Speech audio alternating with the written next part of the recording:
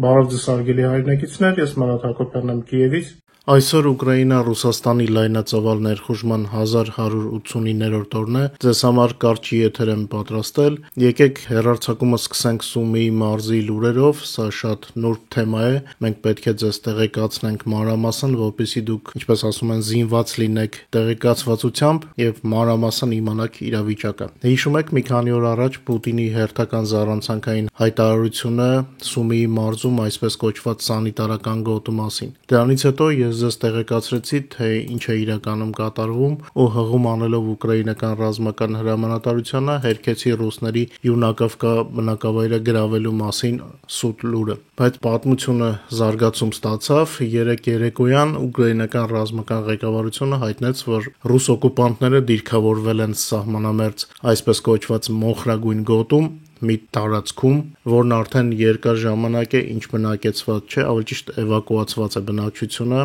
որովհետև այնտեղ հնարավոր չէ անընդհատ հրետակոծության տակ էին։ Պատճառն այն է, որ այնտեղ ապրելը իրոք հնարավոր չէ, ցածրադիր գոտի է, որը լիովին տեսանելի է Կուրսկի մարզի բարձունքներից։ Այդ հատվածում մի քանի գյուղ կա, անունները քիչ հետո կներկայացնեմ, քարտեզը ձեր էկրաններին է։ Ինձ տարօրինակ թվաց, որ այս գյուղերի օկուպացիայի մասին առաջինը հայտարարեց ուկրաինական կողմը։ Սովորաբար հակառակն է լինում, ռուսները մի բան հայտնում են, հետո մերոնք պարզաբանում են այդպես է իրոք թե ոչ։ Այս դեպքում Պուտինի սանիտարական գոտու մասին հրապարակման հերթական հայտարարությունից հետո ռուսները փորձեցին արագ պատկեր ստեղծել եւ հայտնեցին իբր Յունակովկա բնակավայրը գրավելու մասին, բայց ուկրաինական հերքումից հետո ռուսները լռում էին։ Դե հիշում եք, 2 օր առաջ ես էլ ասացի, որ գյուղը գրավված չի։ Անդրադառնամ Յունակովկային, որպեսզի պարզ դառնա կարևորությունը ռուսների համար, այս բնակավայրը շատ կարևոր լոգիստիկ կետ է Սումիի մարզից դեպի Կուրսկի մարզ տանող ճանապարհի վրա։ Եթե ռուսներին հաջողվեր գրավել Յունակովկա գյուղը, մեր զորքերի համար դա բարդություններ կստեղծեր Կուրսկի մարզի հետ կապի առումով։ Բայց ինչպես հայտնում է ուկրաինական կողմը, ռուսները Յունակովկան չեն գրավել, փոխարենը հաստատվում է, որ նրանք ներկայում վերահսկում են Նովենկոյե եւ Բասովկա գյուղերը Յունակովկա համայնքի տարածքում, ինչպես նաեւ Վեսելովկան եւ Ժուրովկան Խոտինի համայնքի տարածքում։ Դե գիտեք, մի համայնքը խոշորացման ռեֆորմից հետո կարող է մի քանի գյուղեր կամ խուտորներ ունենալ։ Ձեր էկրաններին տեսնում եք քարտեզը, կանաչով նշված է մեր դեռ 22 թվականից ազատագրված տարածքը, հաջորդը մոխրագույն գոտին է, իսկ բաց դարչնագույնով նշված են այն գյուղերը, որտեղ ռուսները այժմ ամրացել են։ Թե ինչքանով է հիմնավոր դեռ վաղ է ասել, բայց փաստն այն է, որ ամրացել են, ուկրաինական կողմը այդ մասին հայտնում է։ Քարտեզի վրա տեսնում ենք նաև բաց կապույտով ներկված տարածքներ, դրանք այն հատվածներն են, որտեղ Ուկրաինայի վերահսկողությունն է Կուրսկի մարզի ներսում։ Այս պահին ակտիվ գործողություններ են ընթանում հենց այդ հատվածում։ Իդեալական սցենարը ռուսների համար կլիներ, եթե գրավեին Յունակովկան, քանի որ դա մեր գլխավոր ճանապարհն է դեպի Սուջայի եւ Գուևոյի շրջաններ, Կուրսկի մարզ։ Չնայած ավելի հյուսիս Գլուշկովի շրջանում Կուրսկի մարզի մեր ուժերը նույնպես ներկա են, բայց այդ ուղղությամբ ռուսները ժամանակավորապես կարծես համակերպվել են իրավիճակի հետ։ Ծյոտկինայում եւ մոտակա գյուղերում մատակարարման ուղիները կտրված են Ռուսաստանից ու ռուսները այդ տեղամասում ակտիվություն չեն ցուցաբերում։ Առնվազն առայժմ։ Նրանց համար ավելի խոստումնալից է հենց այս հատվածը դեպի Յունակովկայի ուղղությունը, եթե ռուսներն ունենային մոտ 50,000 մարտունակ զինվոր, տեսականորեն ինչ որ բան հնարավոր կլիներ անել, գրավել եւ Յունակովկան եւ փորձեին այդ 20-25 կիլոմետրանոց գոտին ստեղծելը, հա, ինչպես Պուտինն է զառանցում,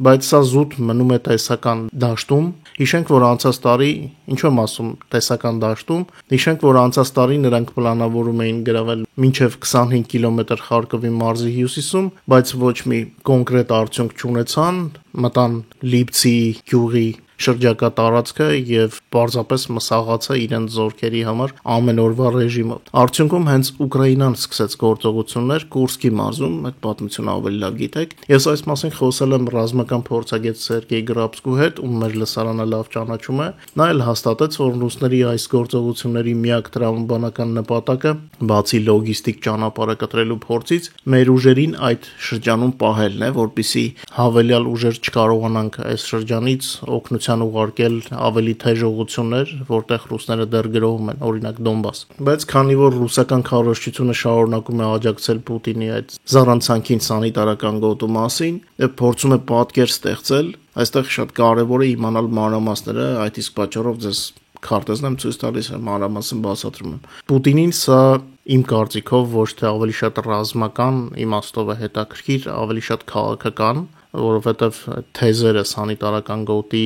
հետո փորձին նա դա Թրամփի նման, ասենք, ոչ խորը գիտելիք ունեցող մարդկանց վրա ազդեցություն օգտագործել։ Այդ իսկ պատճառով ինֆորմացիան սա շատ կարևոր զենք է, եւ պետք է առաջին հերթին մենք մեր լսարանին զինենք այդ ինֆորմացիայի զենքով, եթե կարելի այդպես ասել։ Հնարավոր է ռուսների գլխում այդ սանիտարական գոտին գոյություն ունի, բայց կարծում եմ, որ բոլորին պարզ է, որ Պուտինը վատ ստրատեգ է, եթե ստրատեգը կարծեմ հայերեն ռազմավար չէ։ Եթե Պուտինը լավ ստրատեգ լիներ, գուցե ընդհանրապես չհարձակվեր Ուկրաինայի վրա, իսկ քանի որ հարձակվեց ու չկարողացավ մի քանի օրում գրավել երկիրը,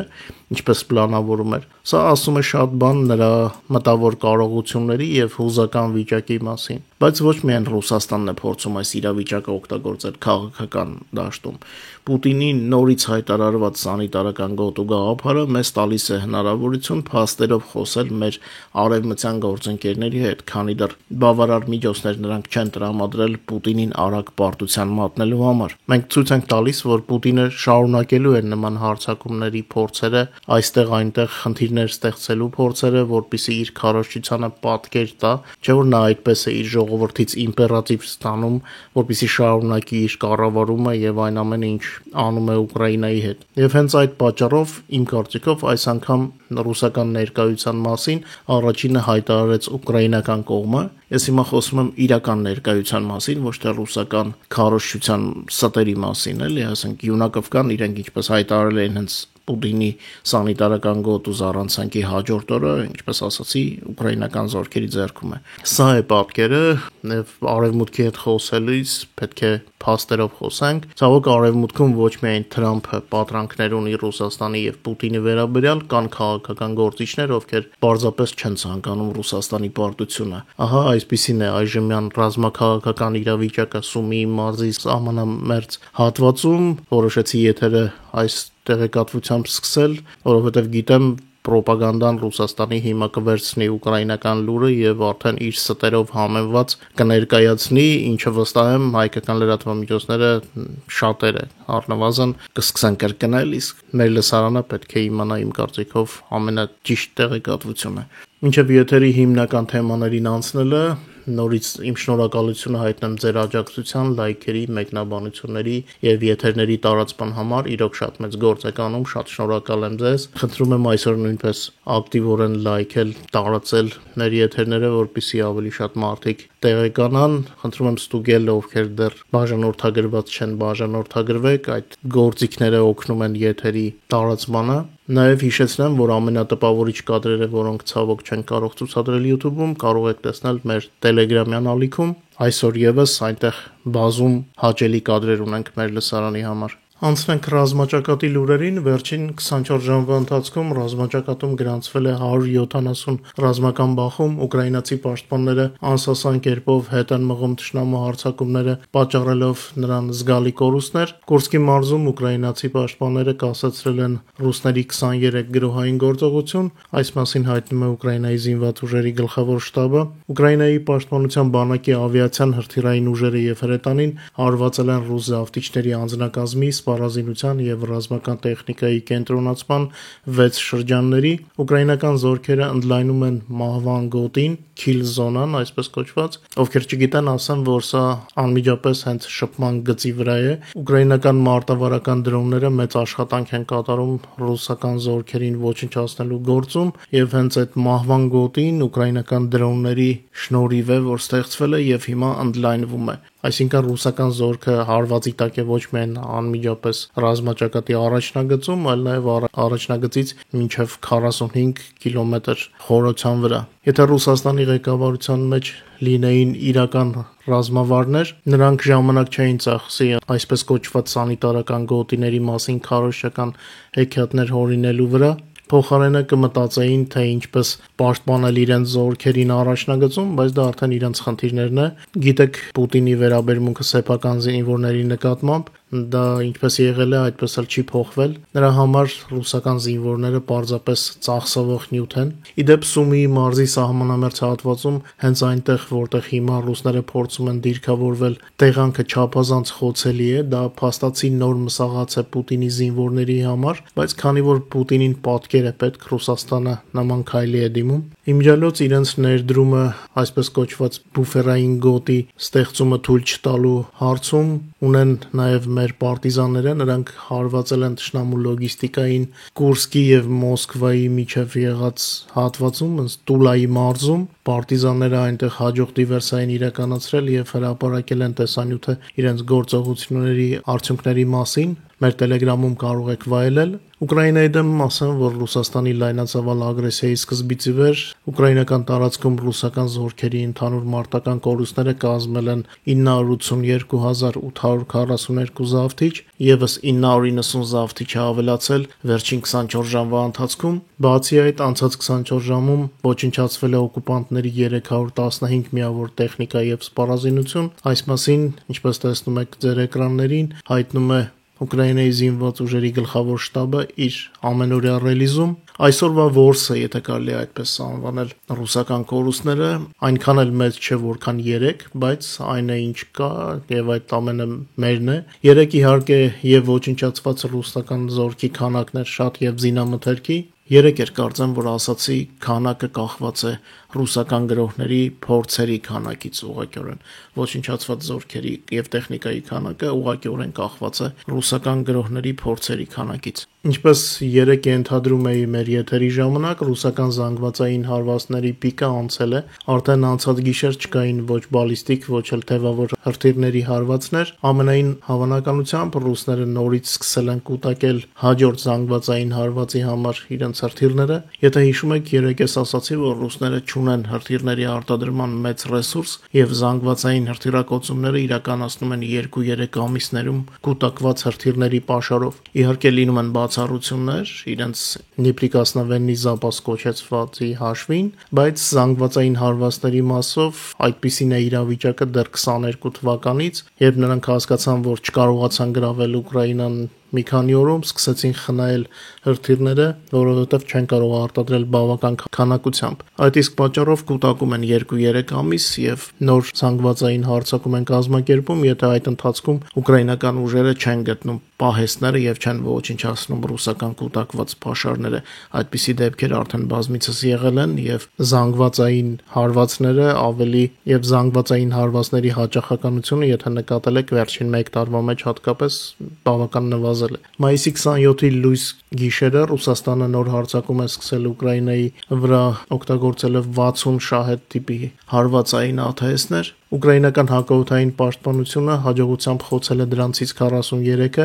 հաստատվել են հարվածների արդյունքներով տուժված 9 վայրեր, ինչպես նաև խոցված ԱԹՍ-ների անկման դեպքեր եւս 3 տեղանքում։ Չեն դադարում նաև Ռուսաստանի հարձակումները հրետանուց Ուկրաինայի սահմանամերձ խաղաղ բնակավայրերի վրա եւ ռազմաճակատին մոտ գտնվող բնակավայրերում։ Իրենց հերթին ուկրաինական պաշտպանության ուժերը շարունակում են հարձակումները Ռուսաստանի ռազմական եւ արդյունաբերական օբյեկտների վրա, որոնք ներգրաված են Ուկրաինայի դեմ ագրեսիայում։ Ուկրաինական դրոնները նորից գործել են Ռուսաստանի արևմտյան ռեգիոններում, ինչպես 3 հումորով բնութագրեցի, ռուսական օդանավակայանների հետ վիճակը վառեմ-մարեմ խաղը շարունակվում է։ Եթե ռուսները ավելի խելացի լինեին, պարզապես օֆիցիալ կդադարեցնեին Մոսկվայի եւ արևմտյան մարզերի օդային հաղորդակցությունը, որպեսզի չվտանգեն իրենց մարդկանց, բայց Պուտինը նման քայլի չի գնա, դա արդեն փաստացի նրա խոստովանությունը կլինի, որ ինքը պարտվել է ռուսական երկինքը Ուկրաինային։ Մինչ քաղաքական լուրերին անցնելը ձեզ նոր տվյալներ ասեմ ուկրաինացի զոհված երեխաների թվի մասին։ Ցավոք սրտի, որքան էլ փորձենք երեխաներին հեռու պահել վտանգներից, միևնույն է, նենք թշնամին անողոք է բոլորի դեմ։ 25 թվականի մայիսի 26-ի առավոտի դրությամբ անչափահասների գործով դատախազների պաշտոնական տեղեկատվության համաձայն Ռուսաստանի կողմից Ուկրաինայում ագրեսիայի հետևանքով զոհվել է 630 ուկրաինացի երեխա, իսկ ավելի քան 1960-ը ստացել են տարբեր աստիճանի ծանրության վնասվածքներ։ Այս մասին մայիսի 26-ին հայտնել է գլխավոր դատախազությունը Ուկրաինայի, նշեմ, որ սա լայնածավալ պատերազմի սկզբից եղած տեղեկատվությունն է, այսինքն 22 թվականի փետրվարից։ Ամենաշատ տուժած երեխաները եղել են Դոնեցկի, Խարկովի, Խերսոնի, Դնեպրոպետրովսկի, Կիևի, Զապորոժիեի, Նիկոլաևի եւ Սումիի մարզերում, այսպիսի դրամատիկ պատկեր։ Անցնենք քաղաքական լուրերին։ Եկեք սկսենք մերձից։ Ուկրաինական բանակը այլևս որևէ սահմանափակում չունի Ռուսաստանի տարածքին արևմտյան զենքով հարվածներ հասցնելու հարցում։ Այս մասին Գերմանիայի կանցլեր Ֆրիդրիխ Մերցը հայտարարել է նախօրեին Եվրոպական ֆորումի ժամանակ։ Մերցի խոսքով սա նշանակում է, որ Ուկրաինան կարող է պաշտպանվել մասնավորապես հարվածելով Ռուսաստանի տարածքում գտնվող ռազմական թիրախներին։ Մերցը ակնարկել է, որ Գերմանիայից բացի Ամերիկան, Մեծ Բրիտանիան եւ Ֆրանսիան նույնպես վերացրել են Ուկրաինային տրամադրվող զենքի հարվածների հեռավորության սահմանափակումները։ Գերմանիայի կառավարության ղեկավարի կարծիքով ռուս բռնապետ Վլադիմիր Պուտինը Ուկրաինայի հետ բանակցությունները ընկալում է որպես արևմուտքի թուլություն։ Մեջբերեմ ակնհայտ է, որ Պուտինը բանակցությունները համարում է թուլության նշան։ Եթե նույնիսկ Վատիկանում հանդիպման առաջարկը չարժանանա Ռուսաստանի հավանությանը, մենք պետք է պատրաստվենք, որ այս պատերազմը կտևի ավելի երկար, քան մենք ուզում կամ կարող ենք պատկերացնել, ասել է Մերցը։ Իդեպ Պուտինից հետո Մերցը հավանաբար նույնպես որոշեց փչացնել Թրամփի տրամադրությունը, հայտարարելով, որ ԱՄՆ նախագահ Դոնալդ Թրամփի վարչակազմի հետ առևտրային հակամարտության սրման դեպքում Եվրոմիությունը կարող է պատասխան միջոցներ ձեռնարկել ամերիկյան տեխնոլոգիական ընկերությունների դեմ։ Ասեք, որ Գերմանիայի նոր կանցլերը պաշտոնը ստանձնում է խրոխտ կեցվածքով, անմիջապես մարտահրավեր նետելով երկու միջուկային տերությունների, թեև Ռուսաստանի դեպքում գուցե անհրաժեշտ է օգտագործել պայմանական միջուկային տերություն արտահայտությունը։ Կրեմլում արդեն վատացել են Մերցի հայտարարություններից, Զախարովան ու Պեսկովը չգիտեն բեխերը որ կողմցել են, բայց եթե անկեղծ խոսենք, նախ գերմանական հրթիռներ դեռ չկան մեր մոտ, եւ հետո Ամերիկայի մասով էլ ես այնքան էլ վստահ չէի լինի, հատկապես Թրամփի օրոք։ Թրամփը հազիվ թե համաձայնի, որ մենք օգտագործենք ամերիկյան հրթիռներ երկար հեռավորությունների վրա Ռուսաստանի խորքին հարվածելու համար, ավելին Ամերիկան ընդհանրապես այդպիսի հրթիռներ մեզ դեռ չի փոխանցել, բայց Մերցի մտքի ընթացքը ինձ դուր է գալիս, իսկ ամենահաճելին Մոսկվայում եղած խուճապն է Մերցի հայտարարությունից։ Չինաստանը փորձեց արդարանալ Կիևի մեղադրանքների ֆոնին։ Չինաստանի արտաքին գործերի նախարարության մամուլի քարտուղարը հայտարարել է, որ Պեկինը մահացու զենք չի մատակարարում Ուկրաինայում հակամարտության կողմերին եւ խստորեն վերահսկում է երկակի նշանակության ապրանքների արտահանումը։ Դե ված չի, որ արդարանում են, կարևորը ճիշտ հետևություններ անեն։ Ռուսաստանը սկսել է ուղեկցել այսպես կոչված ստվերային նավթատարներին ռազմական նավերով, սա արդեն կարող է վերածվել ուղիղ զինված բախման ՆԱՏՕ-ի հետ։ Տեսնենք, թե ինչպես կարձագանքի արևմուտքը Մոսկվայի այս նոր մարտահրավերին, թեև նոր գլխավոր քարտուղար Մարկ Ռյուտեն փորձառու քաղաքական գործիչ է, սակայն Թրամփի քաղաքականությունը զգալիորեն թուլացրել է ՆԱՏՕ-ն։ Ես նույնիսկ կասեի, մարտահրավերը ոչ միայն Պուտինը ՆԱՏՕ-ի համար, այլ հենց Թրամփը ՆԱՏՕ-ի համար հավելյալ մարտահրավեր է։ Շարունակենք հետևել իրավիճակի զարգացմանը, սա պոտենցիալ կոնֆլիկտի գոտի է։ Զելենսկին հանձնարարել է զգալիորեն ավելացնել մեր որսացող դրոնների արտադրությունը եւ դրա համար մենք ավելի մեծ ֆինանսավորում կներգրավենք մեր միջազգային գործընկերներից։ Բացի այդ, Զելենսկին հանձնարարել է առանձին ֆինանսավորում հատկացնել ուկրաինական բալիստիկ ծրագրին հրթիռների արտադրությունը արագացնելու նպատակով։ Քաղաքական տնտեսական ոլորտից մի լավ նորություն ասեմ, Ուկրաինան առաջիկայում ավելի շատ գազ է ստանալու Հունաստանից, ավելի ճիշտ կլինի ասել Հունաստանի միջոցով։ Մեր պաշտոնյաները հեշտացրել են գազի տեղափոխումը դեպի Ուկրաինա տրանսբալկանյան միջանցքով, սա կարևոր է նաև բնակչության համար մրցակցային գներով գազի շուկայի ամրապնդման համար։ Շատ չի երկարացնեմ մեր եթերը, հիշեցնեմ, որ ավելի շատ լուրեր ունենք մեր Telegram-ում օրը 24 ժամ անընդմեջ։ Ձեզ լավ երեկո եմ մաղթում, մինչ նոր հանդիպում, լավ եղեք։